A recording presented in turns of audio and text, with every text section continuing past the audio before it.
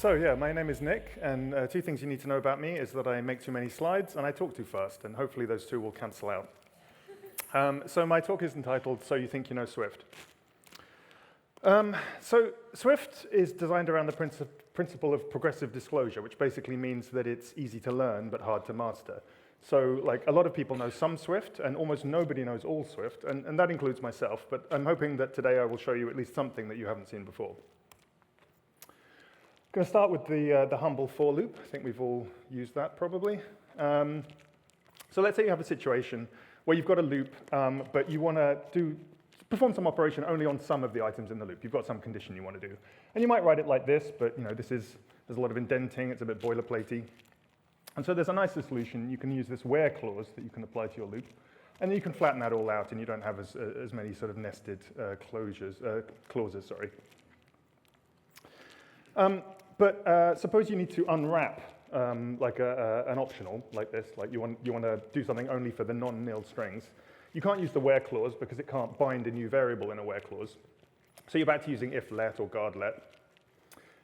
Instead of that, you can use this syntax for case let. I don't know if you've encountered this, but basically this lets you do pattern matching on the value and eliminate cases that you don't care about. In this case, we don't care about nil, and we can also unwrap our string and bind it all in one very easy to read expression. And caselet isn't just limited to unwrapping optionals. You can do any kind of pattern matching with this. So for example, let's say I only want to operate on the strings in this list, and this is a mixed array of types. You've got numbers, you've got booleans in there. You can cast your value to a string, and anything that isn't a string just gets ignored. Another situation you might encounter, nested for loops. You've probably had to deal with this in the past. And you want to break out of the outer loop when you're inside the inner loop. But that's not easy to do because the break statement kind of binds to whatever clause you put it inside of. So how would you do that? Well, a very little known feature is that you can label your loops. You may remember label from such features as goto that we tried to forget ever happened. But it's back, label is back, and you can use it for loops, and you can specify in your break statement that you want to break from a specific loop, which is kind of cool.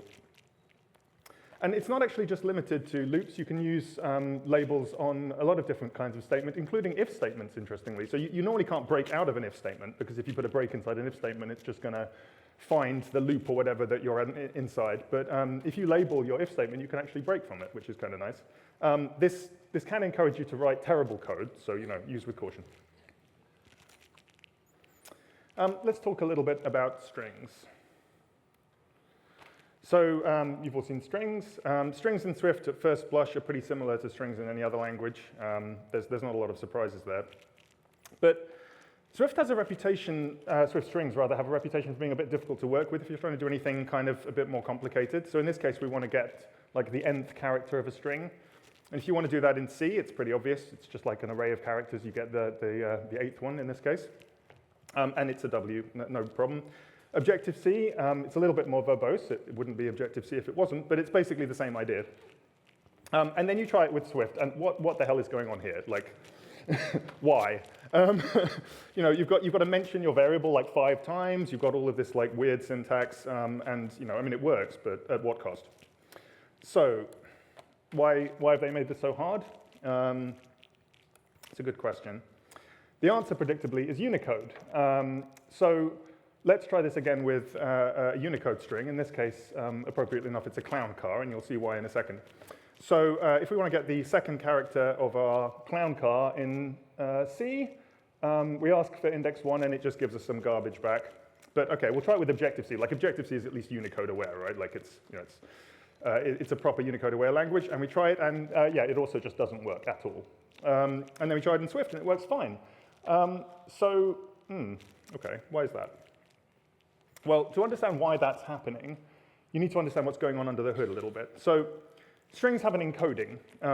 Like under the hood, they're basically just a list of numbers, and in the olden days, you'd have just used like 1 byte or 7 bits even per character, but that isn't enough for the vast number of emoji that we support these days. So each character gets encoded with a number of units internally. And if you're using C or Swift, the encoding that it uses is something called UTF-8, which is a variable length encoding. Basically means that different characters can have different numbers of bytes to represent them. In the case of a clown, it's 4 bytes. And Objective-C, which was kind of semi-Unicode aware, used UTF-16, so it used 16-bit characters, which means it didn't need as many of them, but still, nobody anticipated clowns when Objective-C came out.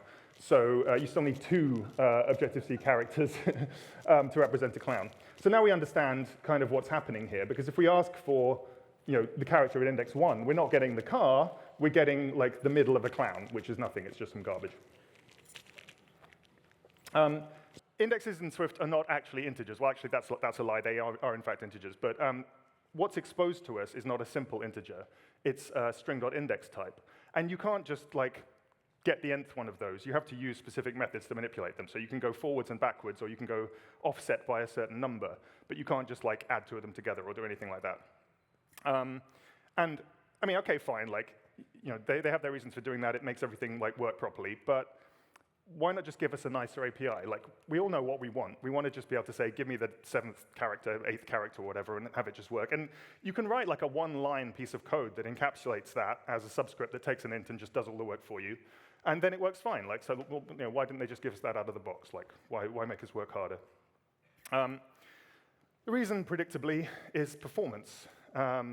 So the problem with accessing strings by index is that because each character is a different length, you can't just sort of big O1 your way into the middle of the string. You have to count up from a known location. In this case, it's the start index.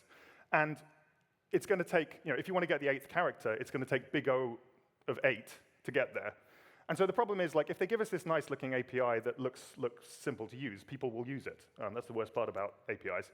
And if you try and naively port some C code that runs in, like, maybe big O of 1 or big O of n time to Swift, you're suddenly going to get big O of n or big O of n squared performance, and everybody's going to like, oh, Swift is terrible, it's so slow, like, let's go back to C. So they didn't want that bad publicity, so they just didn't give you the API. Okay. Let's talk a little bit about optionals. So in many ways, optionals were kind of the defining feature of Swift when it first came out. It was the thing that set it apart from Objective-C, or indeed most languages. They'd finally fixed the billion-dollar mistake. So there's 2 different syntaxes for writing an optional. Sorry, I'm out of breath because I forgot to breathe, but we'll get it. There's 2 different syntaxes for defining an optional. You've got your short syntax with a question mark, which is nice to use, and then you've got your long syntax, which is kind of like what that's sugar for. And you might think that these are basically the same thing. And I mean, you're mostly right. There is one exception to this. So when you have a struct and you've got an optional property in there, as you probably know, you get a default member-wise initializer just given to you for free, because Swift is nice like that. And if you have any optional properties, they become optional parameters in your default initializer. So if you want to create a foo and you don't really care much about the string, you just don't specify it, and that's fine. But if you use the longer optional syntax, it's actually a required property. It's still optional, but it's not an optional parameter. You have to specify nil if you want it to be nil. And this is actually sometimes quite useful, because if you've got like an API and you're adding a new property to it, one of the nice things about Swift is that its strictness means that it won't let you forget to set things. Like you'll have to explicitly set that property everywhere that you call it, and that's great. It saves you a lot of like unit testing or whatever. But the problem is that if you've made the property optional, it'll just let you not pass it in, and then maybe you actually needed it somewhere, but you forgot, and then you'll have a bug. So you can use like the long form instead in those cases, and then the compiler will warn you, which is kind of a nice little cheat. And I talked to some guys about Apple about this, and they were like, really? It does that? So I don't think it was intentional. Okay, but what actually is an optional? Like, what is it under the hood? Well, an optional is a monad. So what is a monad? Well, that's not an easy thing to answer. better people than me have tried. So a monad is not a burrito. I like to think of it as a box that can contain one or more things, which is like actually probably not very helpful. A more technical definition is it's a type that can be mapped or flat mapped, like meaningfully. It's kind of like a collection of something, right? And in actual fact, you can think of an optional as being a collection of 0 or 1 things. So it can either be a string or it can be no strings. And in the early days of Swift, before they'd gotten around to implementing enums, they'd actually implemented optional under the hood as an array, like it was like a wrapper around it to hide the fact that it's an array, but that was how they built it. So it's a pretty good analogy. And you can map optionals, in the same way that you can map an array of something to an array of something else. You can map an optional to a something else. It's either, if you wanted to unwrap it, you'd normally use this if-let thing, but sometimes that's a pain and you just want a one-liner. So you can do that with map, which is quite handy, actually. And you might possibly get excommunicated from the functional programming community if you use something that doesn't actually return anything, but has side effects this way. But I like to do it.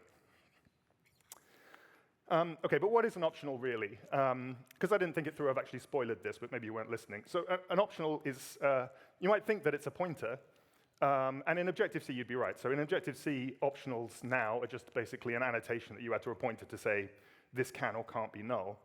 But that wouldn't work in Swift, because in Swift, you can have, for example, an optional Boolean or an optional integer, and those aren't pointers, so they can't be nil. In actual fact, an optional is an enum.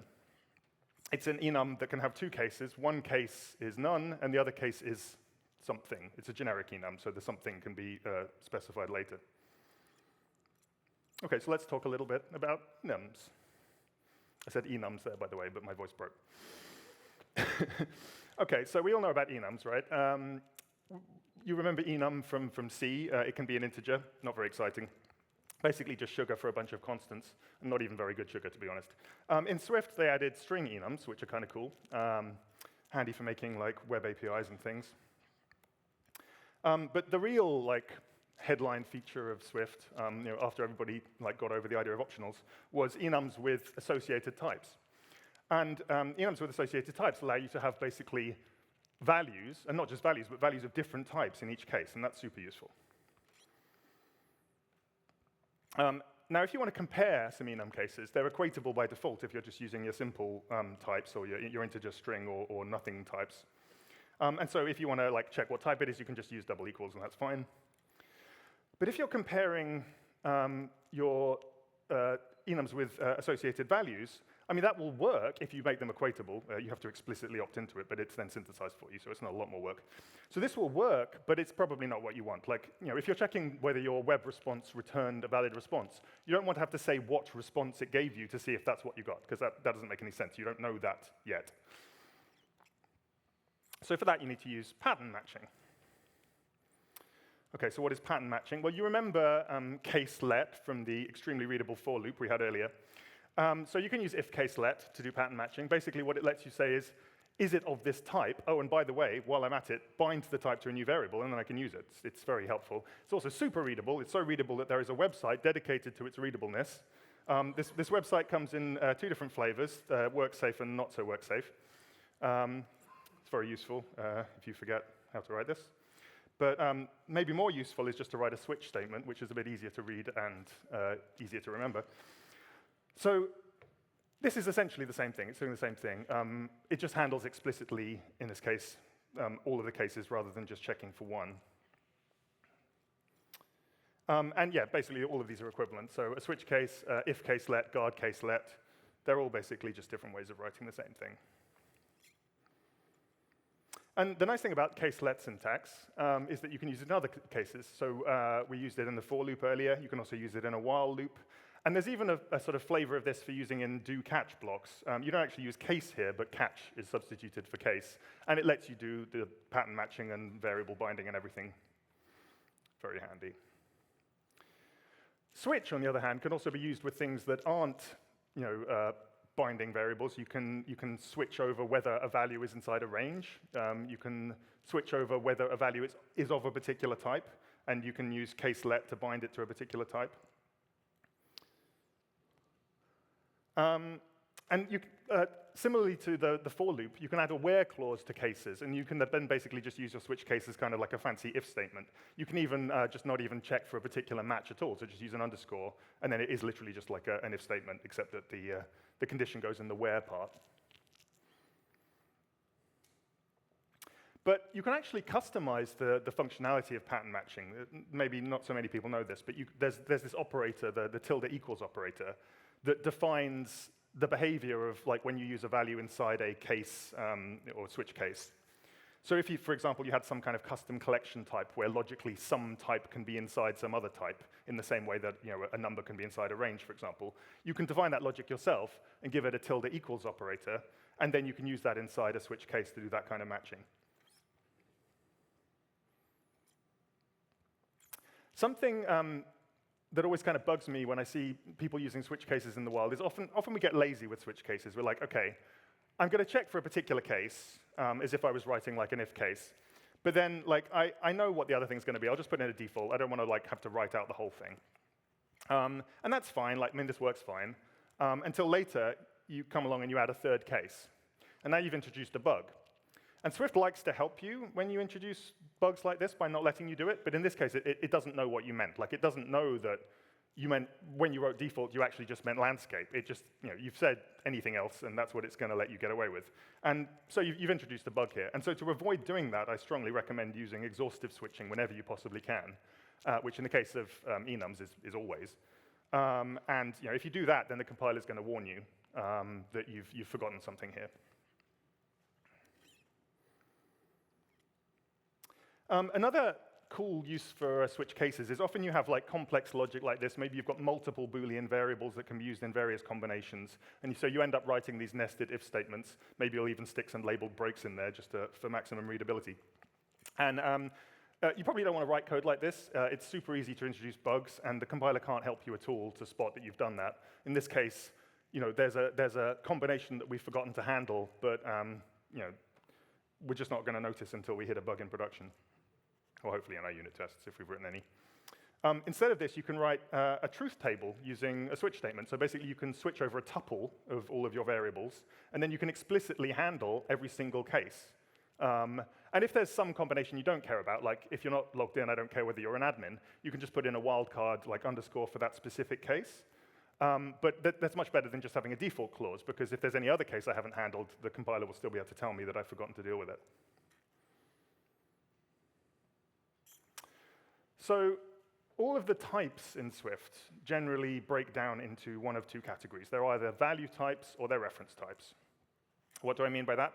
Well, value types, they're generally values that are stored inline. They're copied every time that they're used. So each time you move it to another variable, you're getting a new copy. And they're fixed size. Like they're always a fixed size. You know how big they are. And that allows for a bunch of optimizations. Reference types, on the other hand, they live on the heap. So they're pointers, basically. And they can be shared between call sites. You can share the same value between multiple places. And they're dynamically allocated, which means like things like an array, for example, they can grow at runtime. They don't have to remain the same size. And as we all know, in Swift, classes are reference types, whereas things like structs, enums, tuples, etc., they're all value types, right? Yeah, if only it were that simple. Let me give you an example. So value types can't contain themselves. And if you think about what they are, the fact that they're fixed size, it makes sense that they can't. Because if something contained itself and it was a fixed size, it would have to be infinitely big. It doesn't make sense. And so if you wanted to create something like a linked list node, maybe you're trying to pass a tech interview, and you might do it with a struct, because in Swift we always use structs. You try and build this and it's not going to work, right? And even though our child node or parent node is optional, it's still not going to work, because as we know, optionals are enums, and enums are value types. So again, there's no indirection there. It's just going to have to be the full size of the thing, and that's infinite. So this isn't going to work. But we move on to phase 2 of the interview, and we build a tree instead. And now we have multiple children, and so we use an array, and that's fine. But hang on a minute. Arrays in Swift are structs. And for that matter, we just said structs can only be a fixed size, and we also just said that arrays can grow. So how is that possible? It doesn't make any sense. The compiler will let you do this, but it shouldn't, and I'm angry about it. Okay, the reason this works is because arrays are not really structs. They're big liars. They're a struct on the outside and a class on the inside. And you should never do this, by the way. Never do this. This is terrible, because you've got this thing that seems to have value type semantics on the outside, but then it lies to you, and it's got shared storage, and you'll have all kinds of bugs. So why is Apple allowed to do this nonsense when we're clearly not supposed to? And the reason is because they use this pattern called copy on write, or COW for short, or emoji for even shorter. So in the implementation of array, basically what's going on is in the subscript implementation of array, it's not just setting and getting values. What it's doing is it's doing this check using this global function, which you can use. You're allowed to use this. Maybe you shouldn't, but you can. It's called isKnownUniquelyReferenced. And what that basically says is the storage class inside me, like, do I have the only reference to it?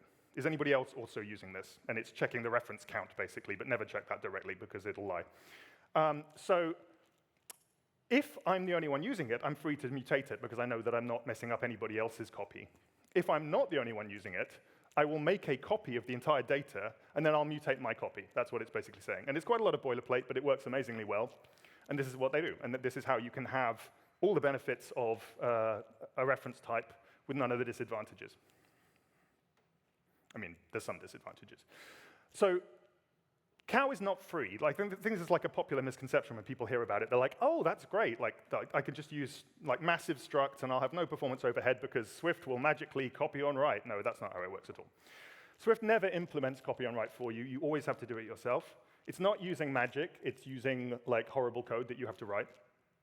It's got a relatively high overhead because of all of the ARC traffic. So basically, every time you've got a class inside, you've got to do all that copying, and it's got to retain and release it, even if you're not doing anything to it. And it's much slower than just using a regular struct. And if you're writing high-performance code, you might actually care. It can be the lesser evil for performance if you've got a struct that contains multiple copy-on-write types. So here I've got a struct with a bunch of arrays and strings and things, and they're all copy-on-write types. And so every time I make a copy of this struct, it's got to retain and release all of those, even though it's like ostensibly not really doing anything. And that has an overhead. It's got a lock in case multiple threads are trying to access them and so on. So you might be better off just putting all of those values inside a single class internally, and then you only have one retain and release to worry about. Let's talk about enums. We said that enums are value types, so logically they also can't contain themselves, which is true. However, for enums, there's a nice little handy tool we can use. So I've used an enum to implement a node again now because I love computer science stuff. But this actually can work if we use the indirect keyword. So what indirect basically means is just put this value on the heap for me, thanks. And you can either apply that to the enum itself, or you can apply it just to a particular case, which is slightly more efficient. And so what this is basically saying is, I know you're a value type and you want to be stored in line, but in this case, don't store it in line, please. And then you can have your recursive data structures. There was talk about having an indirect keyword for structs, which would be great, but they haven't implemented it yet. Now, protocols, are they reference types or are they value types? It's a good question. I'm an engineer, so the answer is it depends. So there's two kinds of protocol. You've got your regular protocol, which is a value type, and you've got your class-bound protocol. Any object these days, it used to be class. And that's a reference type.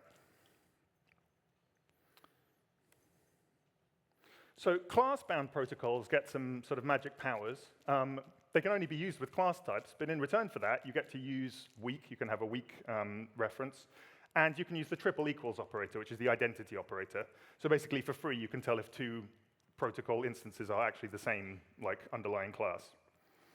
They actually have a lower overhead than using the other kind. So if you know that the thing you're talking about is always going to be a class, if you're writing, like UI kit code or something, that's probably going to be the case. You're actually better off always using class-bound protocols, and I'll tell you why in a second. And there's a nice little feature here which seems to always blow people's minds. I don't know why, but anyway. You can restrict class-bound protocols to a specific type. So you instead of saying any object, you can say, this is just going to be used for views or view controllers or whatever. And that's quite nice.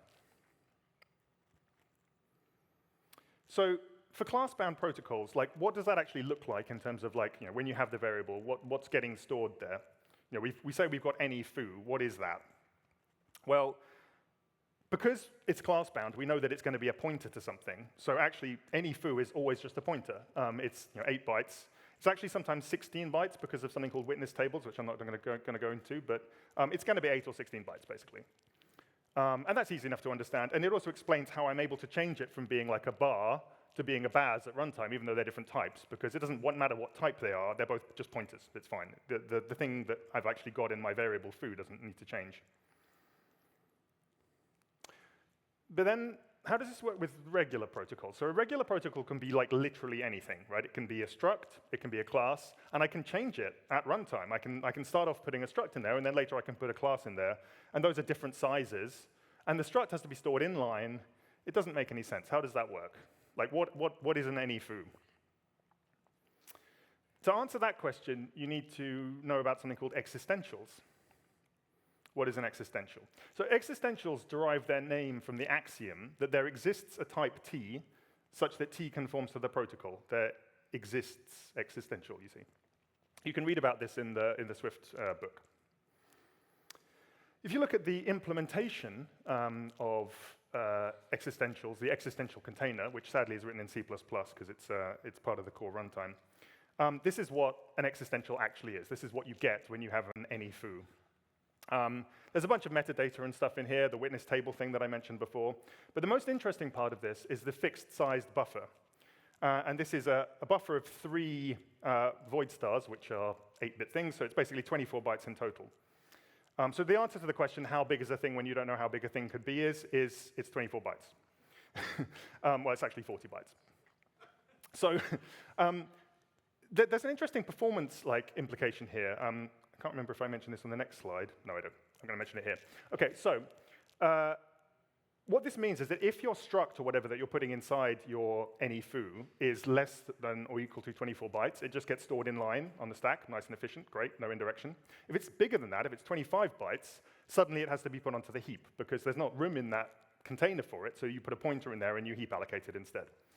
And so this is an interesting performance cliff, because if you're relying on an array of any something and you have some high-performance code and you suddenly add a little bit of extra stuff to your things, you can suddenly go from something which is all cache-friendly inline storage to just scattered all over the heap and craziness ensues. So you'd never know that. If you didn't know what was going under the hood, you would never understand why 25 bytes was 200 times slower than 24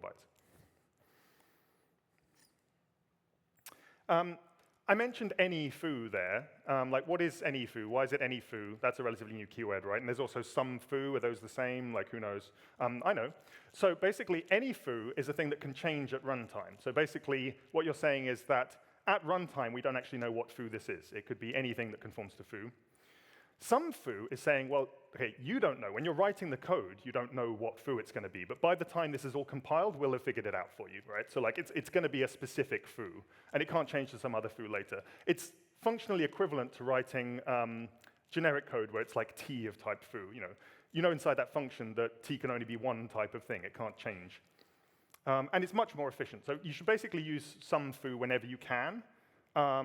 You've probably seen some mostly used in SwiftUI to hide the horrible types that are really going on under the hood there. It's much more efficient than any. Don't use any.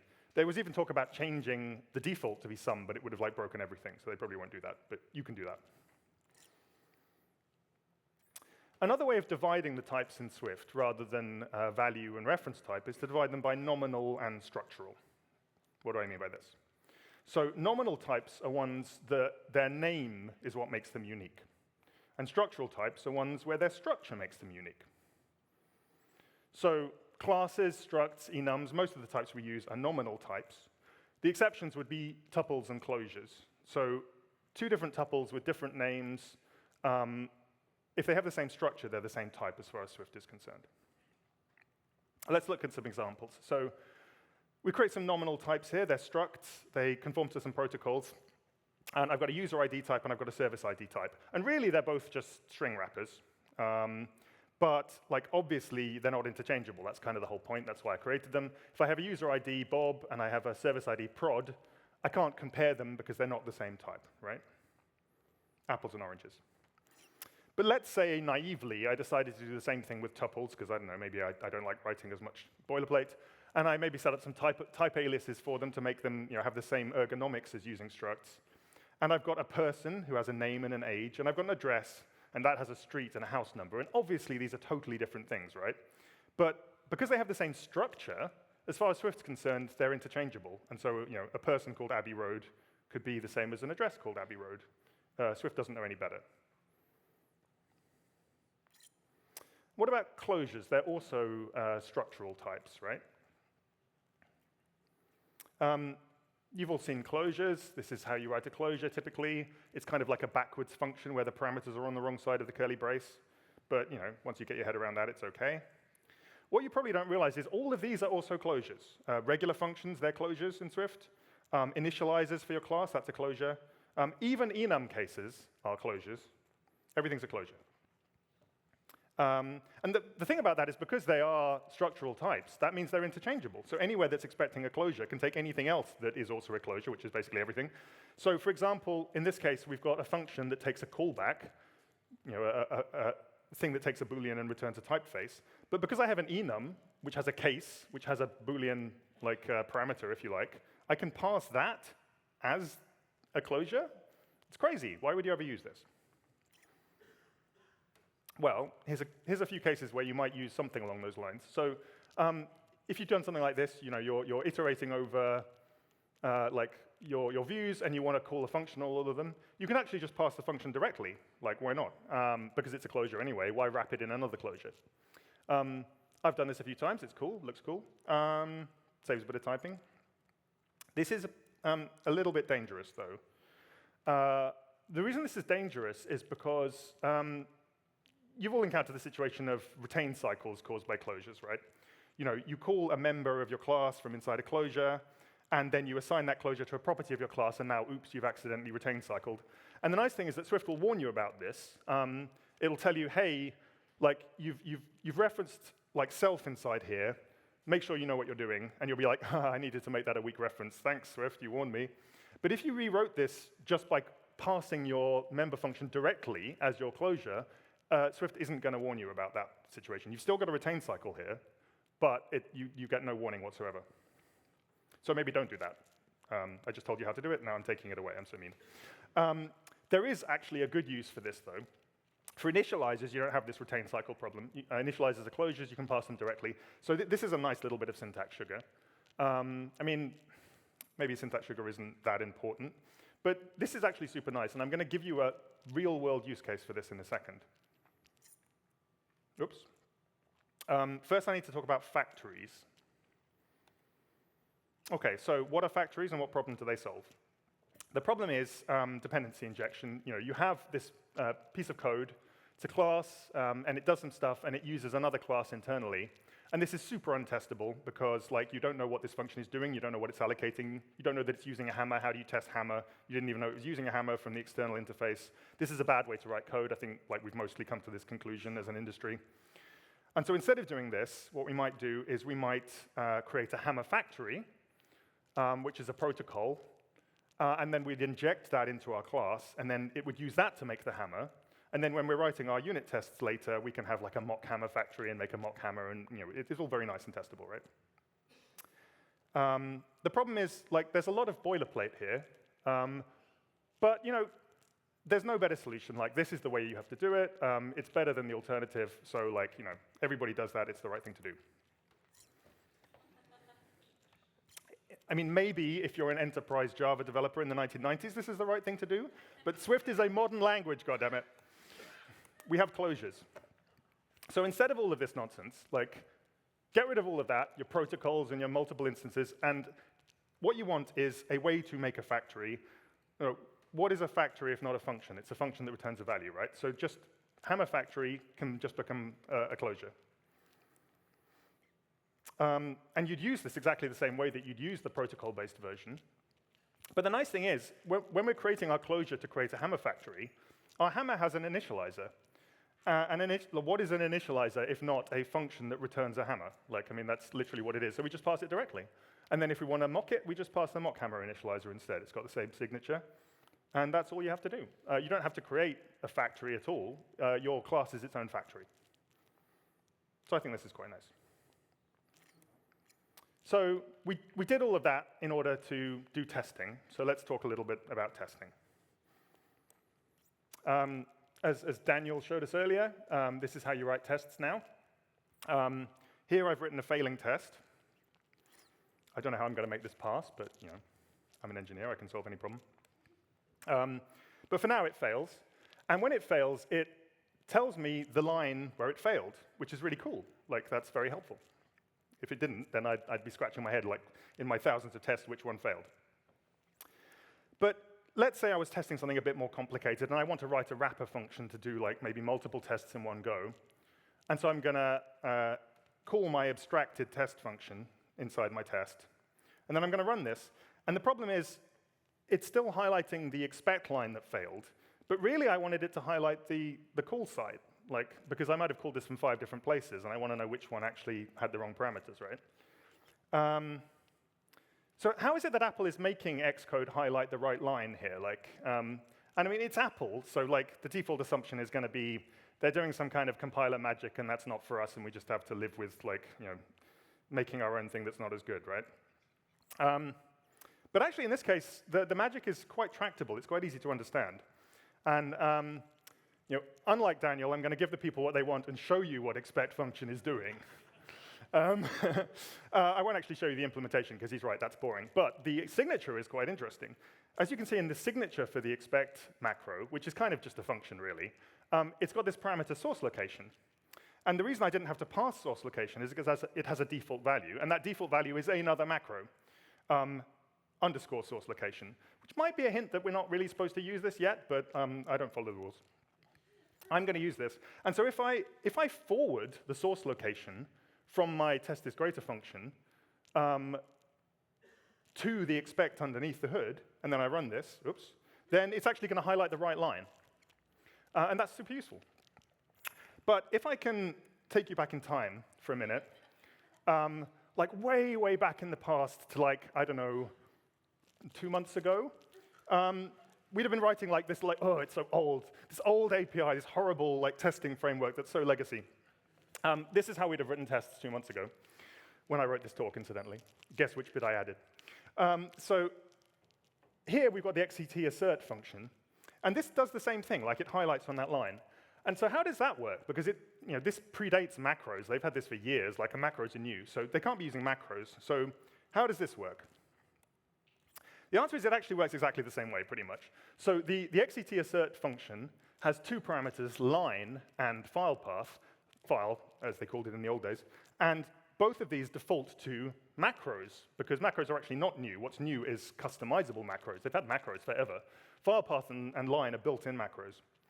And file path's really interesting, because we can use this ourselves, and we're still allowed to use it, even though Swift testing is here. File path isn't going anywhere. If you print out file path, it gives you the path to your test file. I went a bit crazy with the naming here, but it's fine. This is the test file, and I've printed out the path to it. So I've now got the path to my source file being printed at runtime when I'm running my tests. I feel like I can abuse this somehow. Let's say I wanted to write a test, not of my logic, but I wanted to write a test about my metadata. I could use this file path to navigate to, say, my README file, and then I can print out the contents of my README file. And then, I mean, this is interesting. Now I can do some really bad things. I can write a test here, for example. I can grab the app version, and I can test that my README file contains the same version that my app contains. Because who hasn't, updated the version of their app and then forgot to update the documentation? Well, now we have a unit test for it. My unit test can verify that I've remembered to update my documentation. And so this will now fail if I've forgotten to do it, which is great. But I can do even better than this. Actually, I'll get to that in a second. So there's a lot of different use cases for this. You can use it to check that your docs have been updated. You can use it to keep different files in your project in sync with each other. You can validate, for example, that all of the images or strings in your strings file are being used somewhere in your source code. You can scan through all the source code files and regex and look to see whether it's there. But you can actually do even better than that. You can make something I like to call self-healing tests. So why stop at checking that my README file has the right version in it? I can just write back to my README file and fix it. My test can fix itself. How's that for automation? I've written it this way because I'm testing it first, and then if it fails, I'm going to fix it. And this means that I can basically run the test, and it fails, and then to fix it, I just run the test again, and it passes. So I think this is pretty cool.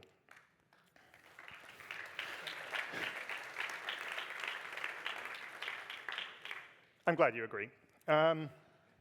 So there's a lot of use cases for this, and I use it all the time, actually. You can use it for auto-updating your documents. You can export your docs from your source code. You can update package files, keep your CocoaPods file in sync, whatever. You can use it to run formatting and linting. Swift format formats its own source code in its unit tests using itself. And you can use it for code generation. Another thing I'm doing now is like, rather than using some external thing like sorcery or trying to write macros or something, I can just scan through all of my classes and then like create another class file that indexes all of those classes and gives me an array of all their names and then do crazy code gen stuff. And all I have to do is just run my unit tests and it updates that and it keeps it up to date. And if I've forgotten to do it in the CI, it will fail because like I don't want to do code gen in the CI because it's too late by that point. But the unit tests will fail in the CI and I just run them again locally and push again and then everything's fine, right? And Charles gave a great talk about scripting before, but this is like another option.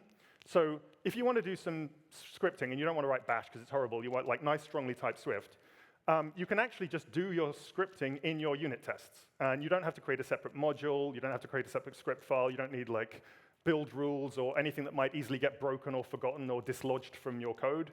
You can just do like most of your scripting in your unit tests and then just run it by running your unit tests. So I think this is a pretty useful tool. OK, I'm nearly done. I just have one more thing. It's a huge lie. I have so many more things, but I don't have a lot of time, so I'm going to rush through these.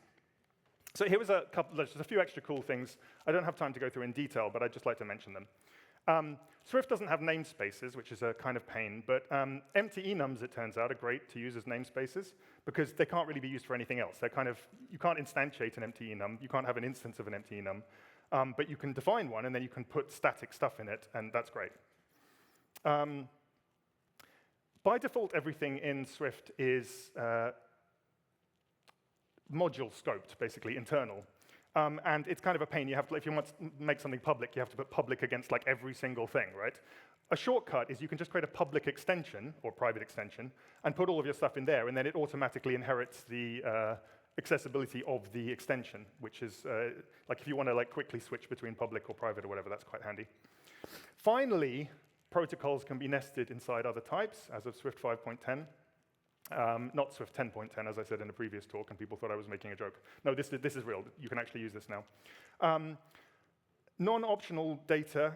So yeah, there's this really annoying thing. If you ever want to turn a string into data, it returns an optional. But it can't ever fail, but it's optional for some reason, and it's really annoying. Turns out you can actually get a non-optional data from a string by using this syntax instead. If you have long numeric literals in your code that are hard to read, did you know you can break them up with underscores? That's pretty cool. And finally, this last one is kind of a cautionary tale, but I've left it in just for the example. So if you've ever done like unit tests which test JSON output and you compare the string and then can't understand why it failed because suddenly the order has changed, you can set this sorted keys property on your JSON encoder to give it a deterministic order, which is very helpful. The only thing is Apple changed the order in iOS 18 and broke everybody's unit tests. I think they're not going to do it again because they had a very good reason for doing it. But yeah, it is a cautionary tale about relying on things. Anyway, that really is all I have to say. Thank you. Thank you very much, Nick. We will do Uno question, if there are any. There's one up here. Who's this guy? By the way, if you miss any of that, just watch the video back at half speed. It'll be fine. Do you have a good use for the tilde equals operator that I can use? I've never really found a good use yet. It's really good for wowing people in conference talks. I haven't actually found another use, no. Good. Well, thank you, Nick.